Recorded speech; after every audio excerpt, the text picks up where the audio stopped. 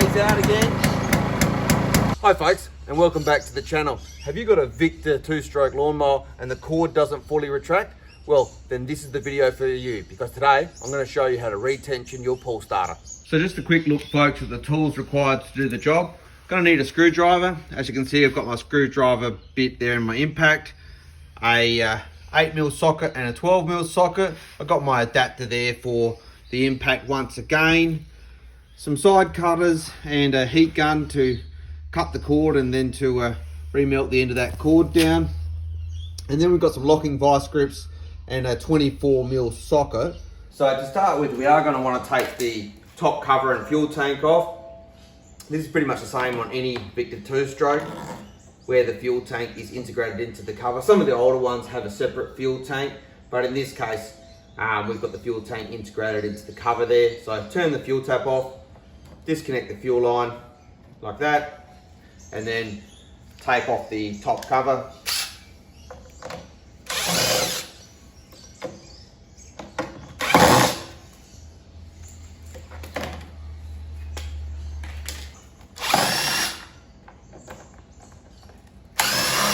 Now the older Victas just have Phillips head screws holding the tank on, but this one's got a few 8mm bolts, so we'll just undo those.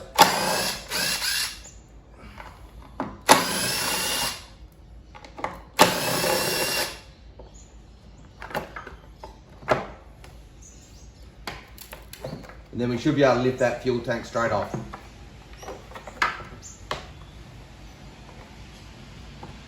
Get that fuel line threaded out, just like that. All right, so now that we've got the fuel tank off, we can actually probably remove some of these other extra plastic bits out of the way. That as well.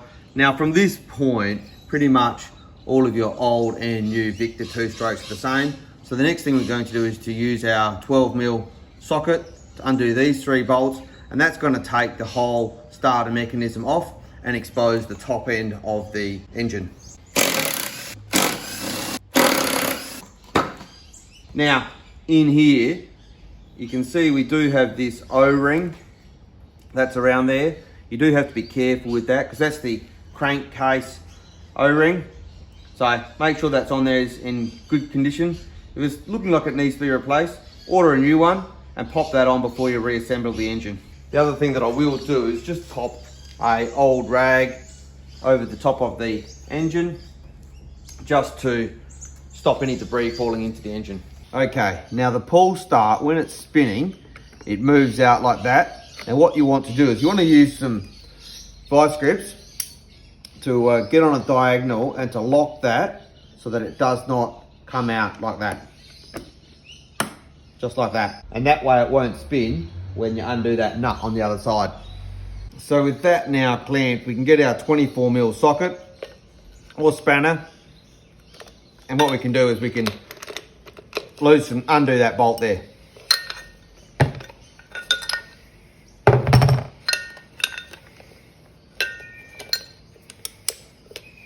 Now once we've started that, we should be able to hold the bolt with one hand and spin with our right hand here like this.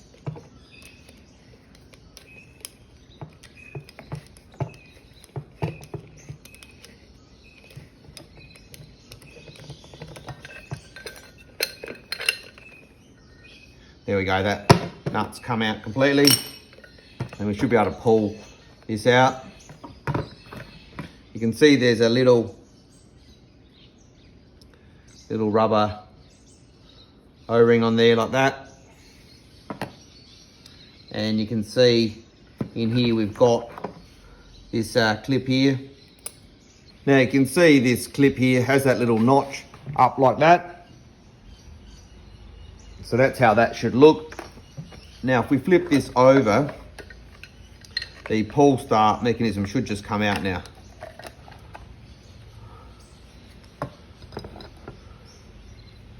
Now you can tell straight away this is quite oily inside of here, which is probably what is causing it not to actually recoil properly. Probably needs a decent cleaning. This is, as I said, this is really oily. It's probably got crankcase oil slipping past that seal that I showed you before. We'll pull that spring out. So this will be quite difficult to get back in, but I think realistically the only way I'm going to get this cleaned up is if I pull this spring out. So got that out there like that, and we'll give that a good solid wipe down, that spring. All right, so I've got all of that oil off of that spring. Now let's start the tough process of actually getting this spring back in. It's probably going to take quite a while. So as you can see, we've got that spring cleaned up. So I've used that degreaser to get rid of all of that crankcase oil that's obviously slipped up through from the engine over time. We probably should replace the crankcase seal, but I don't have one on me, so that's a video for another day. So what we want to do is we want to just flip this over, and this little hook just has to catch on there as it goes on. So flip that over, line it up roughly into position, and then we can turn this in the direction which the pull starter will pull. Straight away we can feel that's making tension, so we can release that back off. So at this stage we can put our cord back in. Probably be advisable to put a new cord, but I don't have a new cord on me, so just put the old cord back in, and we can wind that around, and we can just put the cord in that little notch there for now, and we can just sit that back on there like that, and straight away we can feel that that spring has caught and it's got tension on it. So then we can flip it over. Now this is probably the most important part of the whole procedure, is actually reassembling the clip on this bolt. Now if I flip this over, you can see there's a flat side across there. So importantly, the little notch on the spring needs to come up into that notch like that, around that way. If you don't do this, it won't operate correctly. So we'll put this spring on now, put that on like that, and then with the flat side, get that little notch in there like that, and just push that in like that.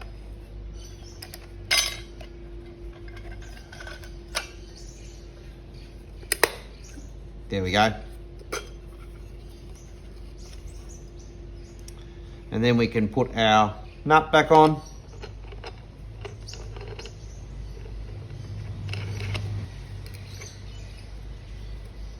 And then we can screw that in.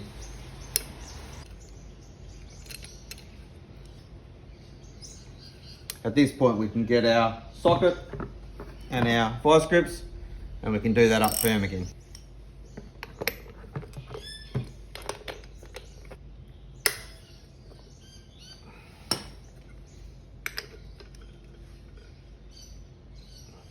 There we go. So now that we've got this tightened up, what we'll do, you can see there's a little bit of slack there, so we'll just bring this back and pop that in the notch like that. And then we'll do a revolution around here, and then we can actually thread this rope through the hole there, and we can pop that piece back in there like that. And then we can grab our handle while we're here and do a couple of knots so our handle doesn't come off.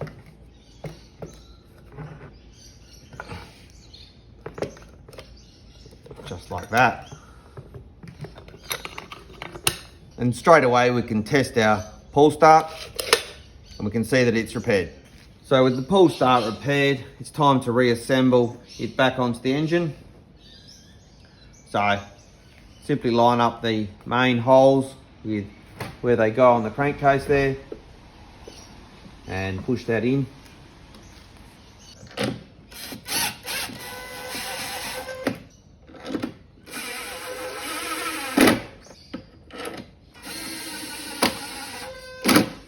Just firm, not overly tight.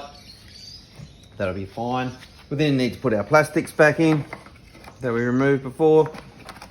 So they just come in and around the engine like that. So in hindsight, we probably didn't need to take this plastic piece off of the fuel tank. Didn't realise that in the beginning, and it's probably going to be easier to install it on the fuel tank before we actually put the fuel tank on. So let's put this back on right now.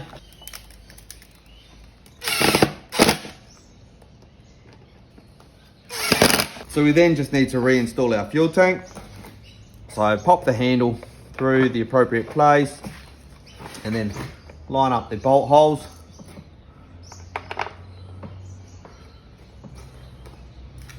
Once again, using our 10mm.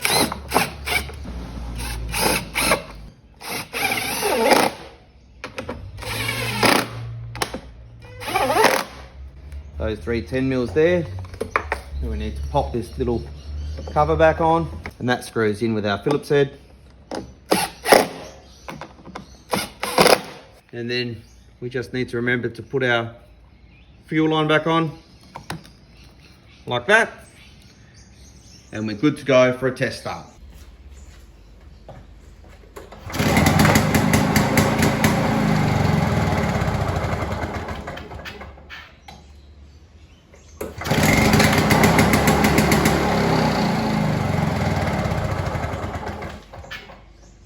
There you go, folks. You can see that pull strut is fully retracting on its own now, which is just a fantastic outcome.